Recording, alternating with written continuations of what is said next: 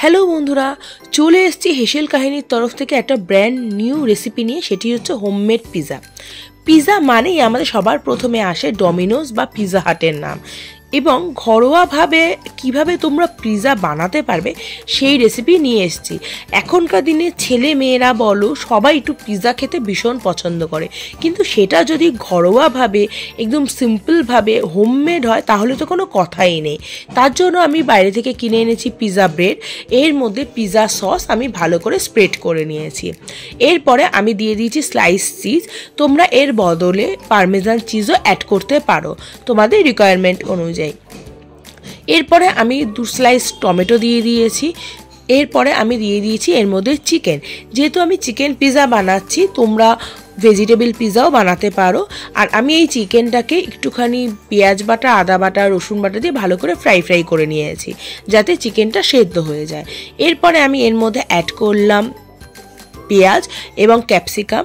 তোমরা আগে যে পিৎজার যে একটা দেখলে সেটার মধ্যে আমি কর্ন দিয়ে করেছিলাম, আর তার সাথে আমি দিয়েছিলাম চিকেন।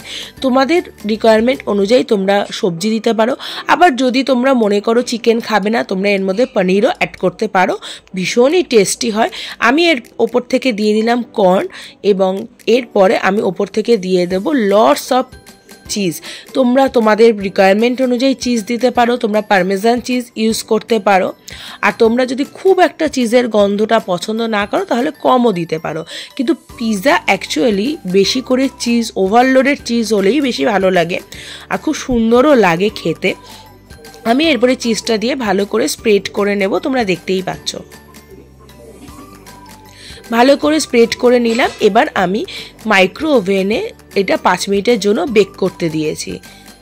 তবে আমি প্রথমে 2টো দিয়ে করেছিলাম পরপর, তাতে ওপরেরটা একটু শক্ত হয়ে গেছিলো।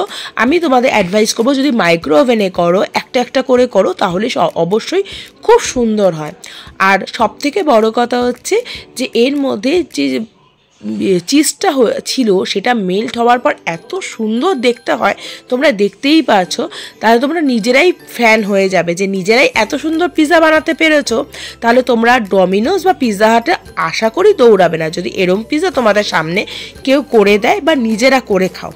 তোমাদের অবশ্যই কমেন্টে আমাকে জানিও পিৎজার রেসিপিটা কেমন লাগলো। যদি ভালো লেগে থাকে তাহলে অবশ্যই লাইক, শেয়ার অ্যান্ড সাবস্ক্রাইব করো। আর কি তোমরা রেসিপি দেখতে চাও তাহলে সেই সব কিছু আমাকে অবশ্যই কমেন্টে জানিও। আর সাবস্ক্রাইব করতে কিন্তু ভুলো না। এই হচ্ছে ফাইনাল লুক পিৎজার। তোমরা ঘরে অবশ্যই বানিয়ে খেও, আর যদি ভালো লেগে থাকে তাহলে অবশ্যই সাবস্ক্রাইব করো। Thank you.